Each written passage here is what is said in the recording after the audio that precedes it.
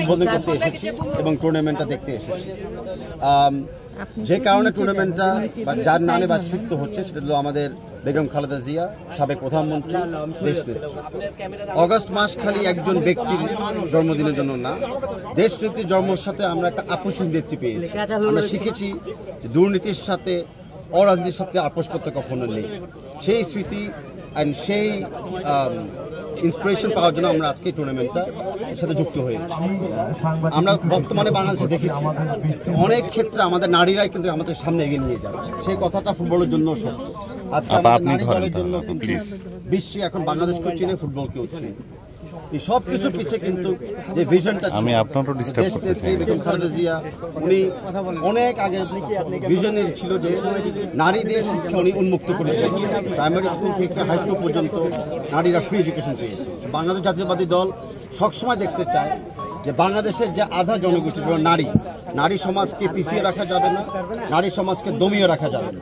সেটাই হলো আমাদের বাংলাদেশ জাতীয়বাদী দলের ভিশন এবং স্পিরিট। এবং স্পিরিটকে কেন্দ্র করে আমরা আজকে ফুটবল ম্যাচ উদ্বোধন করতে আসছি।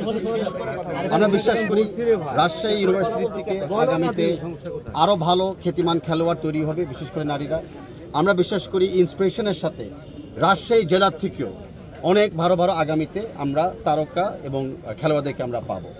সেই পাশাপাশি ফুটবল ফেডারেশনের যেরকম দায়িত্ব আছে কিছু কাঠামো তৈরি করে দেওয়া, কিছু ট্রেনিংয়ে সহযোগিতা করা, তার সাথে সাথে বাংলাদেশ জাতীয়বাদী দলের অলরেডি 31 দফা অঙ্গীকার আছে যে আমরা শিক্ষার সাথে ক্রীড়াটাকে চর্চা করব, প্রতিটি মানুষের জীবনে ক্রীড়াকে ব্যবহার করব একটা ভালো স্বাস্থ্য, ভালো সমাজ এবং ভালো ব্যক্তিকে গড়ে তোলার জন্য। তাবিদ ভাই, নারী দলের এশিয়া কাপে প্রস্তুতির জন্য খুব শিগগিরই পরিকল্পনা নেওয়ার কথা ছিল, এই বিষয়ে কতদূর এগিয়েছে? আমাদের নারী দলের প্রস্তুতির জন্য অনেক আমরা এগিয়ে গিয়েছি। এর পাশাপাশি আপনারা জানেন ইতিমধ্যে আমাদের অনূর্ধ্ব 20 দলও কিন্তু কোয়ালিফাই করেছে। আর আমরা ওয়েট করতেছি আগামীতে অনূর্ধ্ব 17 দল কোয়ালিফাই করে কিনা দেখার জন্য। আমাদের মিশন অস্ট্রেলিয়া যেটা আমরা ঘোষণা দিয়েছি সেটার জন্য আমাদের ক্যালেন্ডারটা তৈরি হয়ে গিয়েছে। আমরা কিছু লজিস্টিক ফাইন্যান্স করার পরে ঘোষণা দিয়ে দিব ডিটেলসগুলো। প্রি সিজনে অনেক ক্লাব প্রস্তুতি শুরু করে, এমন সময় ক্যাম্প শুরু হয়েছে। ক্লাবগুলো যে ফুটবলার ছাড়তে চান, এই বিষয়ে পরবর্তী কোনো পদক্ষেপ নেবেন কিনা?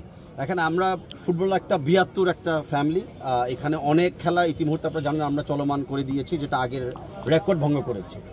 আজকে যেই ফুটবল খেলার জন্য আমরা এসেছি, আমরা সেটার উপরে ফোকাস রাখতে চাই, যেটা হলো আমাদের রাজশাহী বিশ্ববিদ্যালয় হলের নারীরা এবং নারীদের পিছনে যারা উদ্যোক্তারা আছে, আমাদের ছাত্রদল এবং বিশেষ করে আমাদের টেকনিক্যাল স্টাফ লাইক রেফারিজ এবং কোচদের।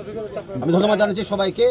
আমি আশা করি আমরা খেলাটাকে আমাদের বিশ্ববিদ্যালয়গুলোতে একমাত্র রাজশাহী বিশ্ববিদ্যালয় একমাত্র স্টেডিয়াম সমৃদ্ধ বিশ্ববিদ্যালয়। এখন এই স্টেডিয়াম সংস্কার কোনো আপনাদের কোনো উদ্যোগ আছে কিনা? আমি গর্বের সাথে বলছি আজকে যে রাজশাহী বিশ্ববিদ্যালয় অনেক এগিয়ে আছে, যে তারা এরকম একটা স্টেডিয়াম ওনারা পেয়েছে। সেটা আমরা স্মরণ করতে চাই যে শহীদ রাষ্ট্রপতি জিয়াউর রহমানের আমলেই কিন্তু স্টেডিয়ামটা বরাদ্দ পেয়েছিল।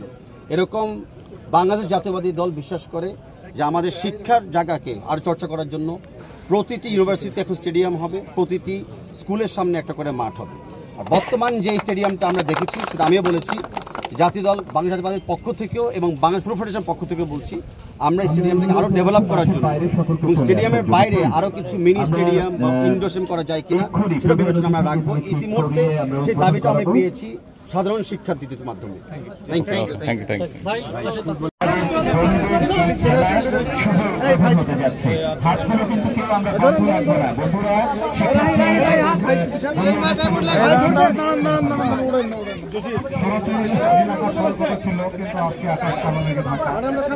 আমরা আমাদের একটি মহাক্ষণের দিকে যাচ্ছি। আমাদের প্রধানমন্ত্রী ধরবেন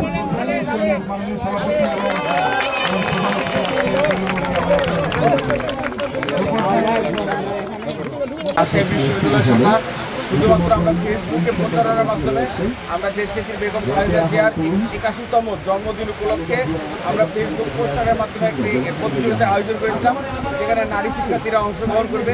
সেই অল্প কিছু দিনের মধ্যেই আমাদের রাজশাহী বিশ্ববিদ্যালয়ে 6টি হল নারী শিক্ষার্থীদের বন্ধের জন্য যে 6টি হল রয়েছে, সেই 6টি হলে 66 জন শিক্ষার্থী আমাদের এই প্রতিযোগিতায় অংশগ্রহণ করার ইচ্ছা পোষণ করেছে।